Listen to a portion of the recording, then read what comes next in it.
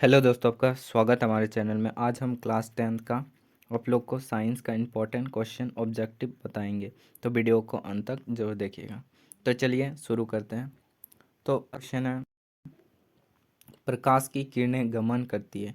बोला है प्रकाश की किरणें, तो प्रकाश की किरणें जो है वह सीधी रेखा पर गमन करती है। किरणें बोला है, अगर प्रकाश फैलने की बात करें तो सब जगह फैलेगा, लेकिन किरणें की बात कर रहा है प्रकाश की किरणें, तो सीधी रेखा पर ही गमन करती है। आंसर हो जाएगा।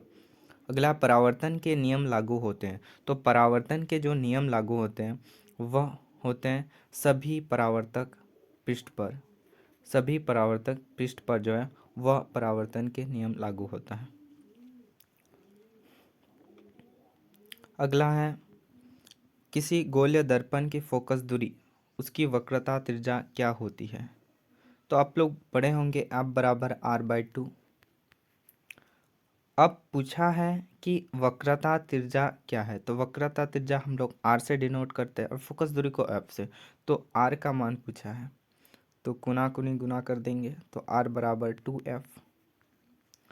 तो यानी कि R जो है वह 2F से क्या संबंध है, कैसे संबंध है, 2 गुना है, तो 2 गुना आंसर हो जाएगा।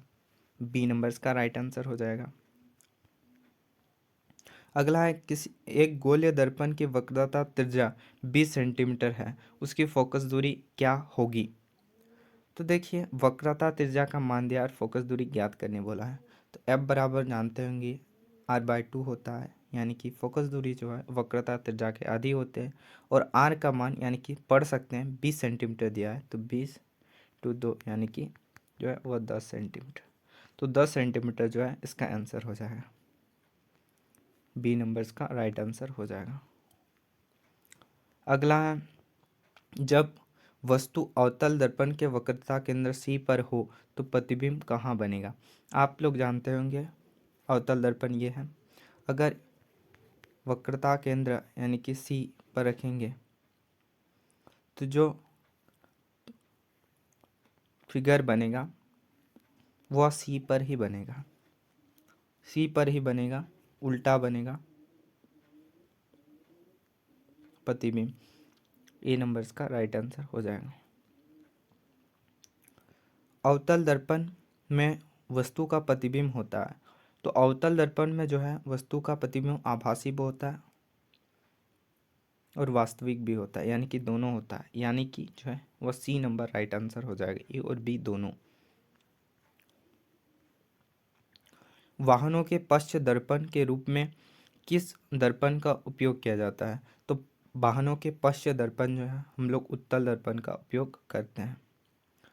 अगला है, सोलर कुकर में किस गोलीय दर्पण का उपयोग किया जाता है। तो सोलर कुकर में हम लोग अवतल दर्पण का उपयोग करते हैं। ए नंबर्स का राइट आंसर हो जाएगा। अगर किसी गोलीय दर्पण और किसी पतले गोलीय लेंस दोनों की फोकस दूरी -15 सेंटीमीटर है, तो दर्पण लेंस संभव होता है। तो दर्पण लेंस जो होता है वह संभव होता है दर्पण उत्तल, और लेंस जो है उत्तल हो जाएगा। उत्तल दर्पण और अवतल लेंस जो है उसका फोकस दूरी माइनस में होता है, तो डी नंबर्स का राइट आंसर हो जाएगा। अब बात करें, किसी लेंस की क्षमता P है तो उसकी फोकस दूरी F में संबंध है, तो P बराबर 1/F। ए नंबर। तो 10 नंबर क्वेश्चन हो गया, P बराबर 1/F। F जो है लेंस की क्षमता हो गया और F जो है फोकस दूरी हो गया। अगला क्वेश्चन हम लोग का, लेंस का आवर्धन का व्यंजक लिखिए। तो लेंस का आवर्धन का व्यंजक जो होता है M बराबर इमेज बट्टे ऑब्जेक्ट होता है, I बट्टे ऑब्जेक्ट। तो इमेज V हो गया और U हो गया वस्तु और V हो गया इमेज यानी कि प्रतिबिंब। तो M बराबर B/U, M बराबर B/U डी ऑप्शन पे है, तो डी नंबर्स का राइट आंसर हो जाएगा। अगला नंबर क्वेश्चन की ओर देखते हैं कि सामान्य दृष्टि के वयस्क के लिए सुस्पष्ट दर्शन की अल्पतम दूरी होती है, तो वह लगभग होती है 25 सेंटीमीटर। 25 मीटर नहीं, 25 सेंटीमीटर होती है। अगला क्वेश्चन की बात करें, नेत्र द्वारा किसी वस्तु का प्रतिबिंब बनता है। तो नेत्र द्वारा जो है शिव प्रतिबिंब बनता है वास्तविक और उल्टा। कैसे बनता है? वास्तविक और उल्टा। आप लोग को पता होगा जो है हम लोग का आँख में जो है वो उत्तल लेंस लगा रहता है, उत्तल लेंस होता है। अगला है क्वेश्चन की बात करें, निम्नलिखित में से किस अभिक्रिया में दो अलग अलग परमाणु या परमाणु के समूह का आदान प्रदान होता है, आपस में आदान प्रदान होता है, उसे हम लोग द्विविस्थापन अभिक्रिया कहते हैं। द्विविस्थापन अभिक्रिया में क्या होता है? दो अलग अलग परमाणु या परमाणु के समूह आपस में आदान प्रदान करता है। अगला क्वेश्चन है, रासायनिक अभिक्रिया में संतुलित किस नियम के आधार पर किया जाता है? तो द्रव्यमान संरक्षण के नियम के अनुसार। ये नंबर्स का राइट आंसर हो जाएगा। अगला है उपचयन में, तो उपचयन में क्या होता है? उपचयन में ऑक्सीजन की वृद्धि होती है। उपचयन में क्या होता है? ऑक्सीजन की वृद्धि होती है। और अपचयन में क्या होता है? अपचयन में भी याद रखिएगा, अपचयन में ऑक्सीकरण की कमी होती है। ऑक्सीकरण की क्या होती है? कमी होती है।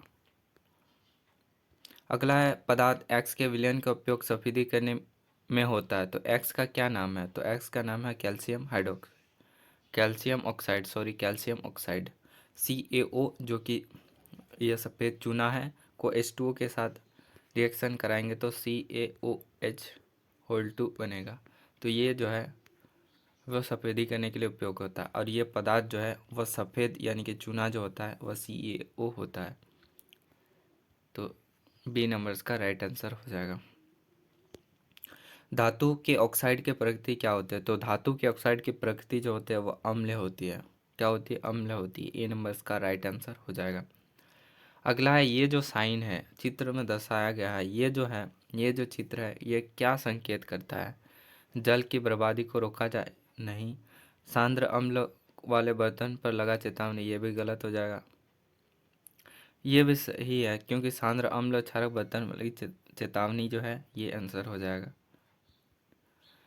धूम्रपान से बचे, ये गलत हो जाएगा। भोजन करने से पहले हाथ धोना चाहिए, ये भी गलत हो गया। बी नंबर्स का राइट आंसर होगा। सांद्र अम्ल क्षार वाले बर्तन से चेतावनी को जो है अम्ल को छूना नहीं चाहिए, अम्ल सांद्र अम्ल क्षारक को छूना नहीं चाहिए, इसलिए संकेत दिया हुआ है। अगला है, क्षारक जल में घुलकर कौन आयन प्रदान करता है? तो क्षारक जो है वह घुलकर OH माइनस आयन प्रदान करता है। कौन सा आयन? OH माइनस आयन प्रदान करता है। अम्ल जो है वह H प्लस आयन प्रदान करता है जल में घुलकर। अगला है, अम्ल धातु के साथ अभिक्रिया करके कौन सी गैस निकलती है? तो अम्ल अभिक्रिया करके जो है, अम्ल धातु से अभिक्रिया करके, आप लोग पढ़े होंगे, अम्ल धातु से अभिक्रिया करके हाइड्रोजन गैस निकलता है, हाइड्रोजन गैस जो है वह निकलता है। तो ए नंबर इसका राइट आंसर हो जाएगा। अगला नंबर क्वेश्चन देखते हैं, क्लोर क्षार प्रक्रम में किस पदार्थ का निर्माण होता है? तो क्लोर क्षार में जो है आप लोग का सोडियम हाइड्रोक्साइड जो है ये निर्माण होता है, सोडियम हाइड्रोक्साइड। ए नंबर इसका राइट आंसर हो जाएगा। अगला है, एक पदार्थ है जो जल में घुलनशील है, स्वाद में कड़वा और स्पर्श उस साबुन की तरह है जो प्रकृति संचारक है, उस पदार्थ का क्या होगा? तो जल में घुलनशील है और जो है स्वाद में कड़वा और साबुन स्पर्श की तरह हो, तो उसी को हम लोग क्षारक कहते हैं। क्या कहते हैं? क्षारक जो होता है इसका प्रकृति सब होता है, ये इसका प्रकृति है। अगला है, निम्नलिखित में pH मान वाले वर्षा को अम्ल वर्षा कहेंगे, तो 5 जो है वह अम्ल वर्षा का pH मान हो जाएगा। अगला क्वेश्चन है, किसी अभिक्रिया में गैस निकल रही है, उसके पास जलती हुई तीली ले जाया जाता है, तो गैस फट फट की ध्वनि के साथ जलती है, तो वह गैस कौन है? तो वह गैस जो होता है वह जरूर से याद रखिएगा, वह गैस होता है हाइड्रोजन। हाइड्रोजन जो है वह फट फट करके आवाज़ से ध्वनि करके बाहर निकलता है, अम्ल और धातु को अभिक्रिया करेंगे तो। अगला है, रासायनिक अभिक्रिया में होता है, तो रासायनिक अभिक्रिया में जो होता है अवस्था में परिवर्तन और गैस में परिवर्तन और रंग में परिवर्तन, यानी कि तीनों में परिवर्तन होता है, यानी कि इसलिए answer D number right answer हो जाएगा। अगला है मनुष्य के पाचन तंत्र में भोजन का अवशोषण कहाँ होता है। तो मनुष्य के पाचन तंत्र में भोजन का अवशोषण जो होता है वह छोटी आंत में होता है। कहाँ होता है? छोटी आंत में। अगला है रक्त वाहिकाएं जो रुधिर को हृदय से शरीर के विभिन्न भागों तक ले जाती है, क्या कहलाता है? रक्त वाहिकाएं जो है जो रुधिर को हृदय से शरीर के विभिन्न भागों तक पहुंचाता है, उसी को हम लोग कहते हैं किसके द्वारा? वह जो है वह शिरा के द्वारा। किसके द्वारा? शिरा के द्वारा। ए नंबर का राइट आंसर हो जाएगा। कोई अंग कट जाने पर रुधिर पर थक्का बनाने में कौन मदद करता है? तो WBC। वाइट ब्लड सेल, सफ़ेद रक्त कणिकाएं जो है वह आप लोग का कहीं कट जाने से जो है वह तुरंत ही का थक्का, मतलब थोड़ा सा कट लगने से अपने आप ठीक हो जाता है। तो उसके ऊपर जो है WBC जो है वह जम जाता है, जिसके कारण जो है आपका ब्लड जो है वह बाहर नहीं निकलता है। पादप में वायुव्य भागों द्वारा वाष्प के रूप में जल की हानि क्या कहलाता है? तो हम लोग कहलाते हैं वाष्पोत्सर्जन। क्या कहलाते हैं? वाष्पोत्सर्जन। सी नंबर इसका राइट आंसर हो जाएगा। अगला नंबर क्वेश्चन की ओर बात करते हैं। अगला है 31 नंबर। 31 नंबर देखिए, प्रकाश संश्लेषण का मुख्य उत्पाद क्या है? तो प्रकाश संश्लेषण का जो मुख्य उत्पाद जो है आप लोग पढ़े होंगे रिएक्शन की 6H2O प्लस 6CO2 बराबर C6H12O6 प्लस जो है वो 6O2, यानी कि जल और कार्बन डाइऑक्साइड मिलकर ग्लूकोज बनाता है और ऑक्सीजन बनाता है। तो प्रकाश संश्लेषण का मुख्य उत्पाद जो है वह ग्लूकोज हो जाएगा और जल, यानी कि मुख्य उत्पाद। ये रिएक्शन है यानी कि अभिक्रिया है और ये उत्पाद है। तो मुख्य उत्पाद में क्या? ग्लूकोज बनता है और जल ऑक्सीजन बनता है। तो ग्लूकोज इसमें दिया हुआ नहीं है और लेकिन है ऑक्सीजन दिया हुआ है, तो ऑक्सीजन ऑप्शन हो जाएगा। बी नंबर का राइट आंसर हो जाएगा। अगला है अमाशय की आंतरिक स्तर पर अम्ल से रक्षा किसके द्वारा होती है? तो आप लोग जरूर से याद रखिएगा, अमाशय में आंतरिक स्तर अम्ल का रक्षा जो करता है वह पित्त रस करता है। कौन करता है? पित्त। पित्त रस जो है वह अम्ल से रक्षा करता है आंतरिक स्तर पर। अगला है निम्नलिखित में किस जीव का क्षुद्रांत सबसे लंबा होता है? तो लंबा जो है वह गाय का होगा। शाकाहारी जीव में जो है वह क्षुद्रांत लंबा होता है और मांसाहारी जीव में जो है वह क्षुद्रांत छोटा होता है। जैसे मनुष्य, शेर, उसका क्षुद्रांत जो है वह छोटा होता है, लेकिन शाकाहारी जीव से गाय हो गया, उसका जो क्षुद्रांत जो है वह लंबा होता है। तो सी नंबर इसका राइट आंसर हो जाएगा। अगला नंबर क्वेश्चन की ओर बात करते हैं। अम्बिबा। अम्बिबा किस प्रकार का जनन होता है? तो अम्बिबा में आप लोग को पढ़ा होंगे, अम्बिबा में जो है वह आपका द्विविखंडन होता है। क्या विखंडन? द्विविखंडन, यानी कि अपना में से एक में से दो के रूप में निकलता है, फिर इससे दो, फिर इससे दो, ऐसे करके द्विविखंडन जो है वह जनन करता है अम्बिबा। अगला क्वेश्चन की बात करें, पर्तन कलम रोपण, यानी कि पर्तन और कलम रोपण जो है इत्यादि किस प्रकार की जनन की विधि है?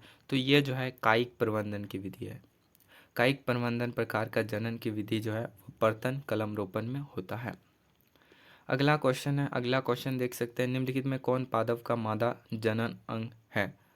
तो वो आपका जो है वह डी नंबर हो जाएगा, पुंकेसर। अगला क्वेश्चन की बात करें, देखिए निम्नलिखित में कौन लैंगिक संचरण रोग है? तो देखिए कैंसर हो गया, गैनेरिया और कोरोना जो हो गया वह संक्रमक अलैंगिक संचरण रोग है, लेकिन टाइफाइड जो है वह लैंगिक संचरण रोग है। सॉरी, यहाँ पर टाइफाइड जो है वह नहीं होगा, डी नंबर हो जाएगा कोरोना। कि लैंगिक संचरण से आपका कोरोना हो जाएगा, लैंगिक संचरण रोग। अगला क्वेश्चन की बात करते हैं, शुक्राणु शुक्राणु कहाँ उपस्थित होते हैं? तो शुक्राणु जो है वह वृषण में उत्पन्न होते हैं। उपस्थित नहीं, उत्पन्न होते हैं वह वृषण में। सी नंबर इसका राइट आंसर हो जाएगा। वृषण में जो है वह शुक्राणु उत्पन्न होते हैं। अगला है ताप्य विद्युत संयंत्र में जो होता है आप लोग को पता होगा, वो उसमें ऊर्जा को विद्युत ऊर्जा में रूपांतरित करता है। क्या करता है, उष्म ऊर्जा को क्या करता है, विद्युत ऊर्जा में रूपांतरित करता है। तो ए नंबर इसका राइट आंसर हो जाएगा। अगला है गोबर गैस अन्य किस नाम से जाना जाता है। तो गोबर गैस को हम लोग जैव गैस से नाम से जाना जाता है। किस गैस से, जैव गैस से हम लोग जाने जाता है। तो होप वीडियो अच्छा लगा तो वीडियो को जरूर से लाइक से सब्सक्राइब करिएगा। मिलते हैं अगले वीडियो में, तब तक के लिए जय हिंद।